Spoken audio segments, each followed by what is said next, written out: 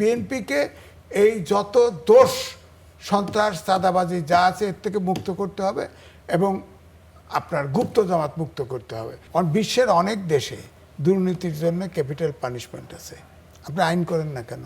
Radar fit করার তো দরকার নেই, আইন করেন, 2-4টা ধরে ফাঁসি দিয়ে দেন। আপনার বেগম খালেদা জিয়া প্রধানমন্ত্রী ছিলেন, ওই সময় অ্যাসিড থ্রোয়িং ব্যাপক হারে শুরু হয়েছিল না? তিনি আইন করলেন, কয়েকটাকে ঝুলাই দিলেন, দেখেন আছে এখন।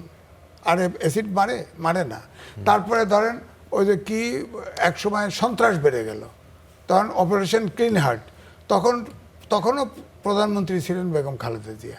দেখা গেল সরকারি দলের ওরা মাস্তানি সন্ত্রাসী বেশি করে, দেখা গেল যুব দল এবং ছাত্র দলের ছেলেরা বেশি মারা গেল, তারপরেও কিন্তু সন্ত্রাস থেমে গেল। সুতরাং অ্যাকশান তো হতে হবে। রাডার ফিট করবেন, অমুক ফিট করবেন, হেলিকপ্টার ঘুরাবেন, তাতে কাজ হবে না। তো আপনি আইন করেন, যাদেরকে বহিষ্কার করবেন তাকে জেলে পাঠান, সোজা জেলে পাঠান।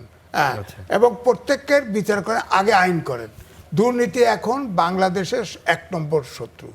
দুর্নীতি একেবারে জাতীয়করণ হয়ে গেছে। দুর্নীতির জন্য বাংলাদেশ এখন ক্যাপিটাল পানিশমেন্টের আইন দরকার। তাছাড়া এই দুর্নীতি রাডার ফিট করে চেক হবে না। আবার কারণ হচ্ছে এই যে বললাম তো, নির্বাচনের আগে তো অপরাধীদের নমিশন দিচ্ছেন, অপরাধীদের মন্ত্রীও আছে। হ্যাঁ, নাম বললাম না, কিন্তু আছে তো। খুনের মামলার আসামি, মামলা শেষ হয় না। নাম বলবেন না কেন? নাম বলতে ভয় পান? ভয় পাওয়ার কিছু না।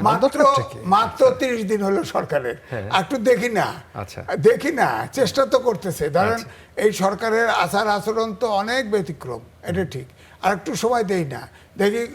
ধরেন এই যে বিএনপি, এটা হলো মধ্যপন্থী জাতীয়তাবাদী দল। এর ভিতরে আমি বরাবরই বলি যে, অনেকে বলে যে জামাত এত ভোট পাইলো কেন? কবিতা যে পরে তাফালিং করছে, টাকা পয়সা দিছে, ব্যস্ত দিছে, দাঁড়িপাল্লা, এই কারণে ভোট বাড়ছে। আর বিএনপির কমপক্ষে 20% ভোট পাইছে। বিএনপি পরিচিত, ওরা গুপ্ত জামাত। হ্যাঁ, ওরা ভোট দিছে। তো এই জন্য বলছি যে এই বিএনপিকে এই যত দোষ সন্ত্রাস চাঁদাবাজি যা আছে এর থেকে মুক্ত করতে হবে এবং আপনার গুপ্ত জামাত মুক্ত করতে হবে। তাহলে এটা মধ্যপন্থী জাতীয়তাবাদী দল হতে হবে। এটা তো আমি কিন্তু বলেছি, সরাসরি বলেছি। আমার সাথে 2বার কথা হয়েছে, আমি বলেছি তো।